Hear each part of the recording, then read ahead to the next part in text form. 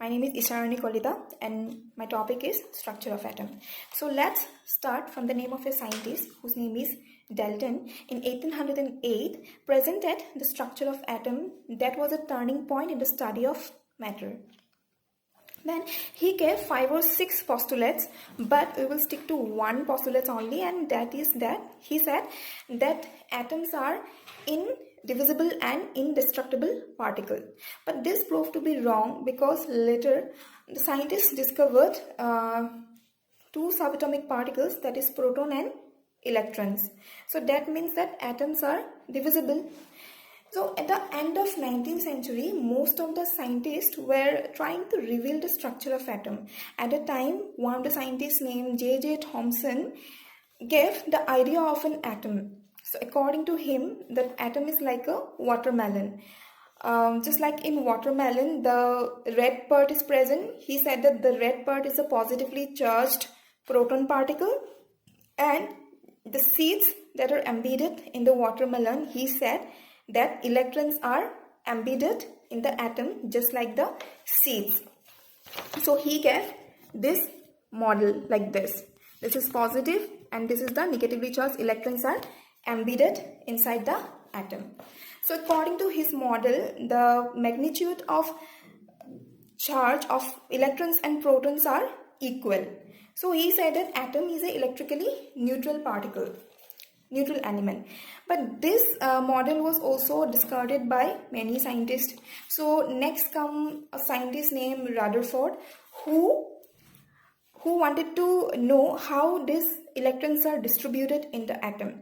So he conducted an experiment. So what he did, he took a gold foil because he wanted a very thin particle. So it was about 1000 atom. So what he did, he did some alpha particle into the gold foil. He did some alpha particle in the gold foil, and these alpha particles are the positively charged helium ion and had the mass of 4 AMU. So he thought that the alpha particles will get deflected because the protons are much heavier than the alpha particle.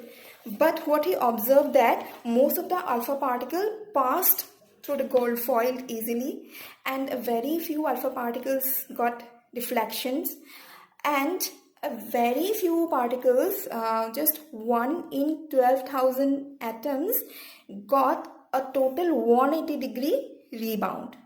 So from this, what that Rutherford gave the nuclear model of atomic structure. So what he concluded that since most of the alpha particle passed through the gold foil easily, so he said that there is lots of empty space in the atom, okay, and a very few alpha particles got a very little deflections. So he said that very few positively charged particles are there inside the atom. Then since a very few fractions of the alpha particles got a total rebound, so he concluded that the total positively charged and mass is concentrated in a very small amount in the atom. So he said that this concentrated mass is termed as nucleus, and the electrons revolves around the nucleus in a circular path, and this nucleus is very smaller in size as compared to the atom. But this Rutherford's structure of atomic model has also some drawbacks, and the drawbacks is that we know that he said that electrons revolves around the atom inside the atom around the nucleus in a circular path. So when the particles are in circular path, we know that they have accelerations, and in that accelerated mode, in revolutions, the particle loses its energy and ultimately it will fall into the nucleus. So in that case, according to Rutherford's model of atomic structure, the atom will be an unstable entity.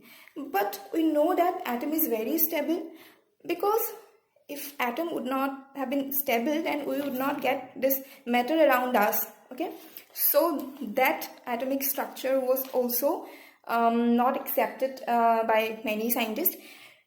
But to overcome the drawback, another scientist named Bohr came, and he gave some idea of the atomic model.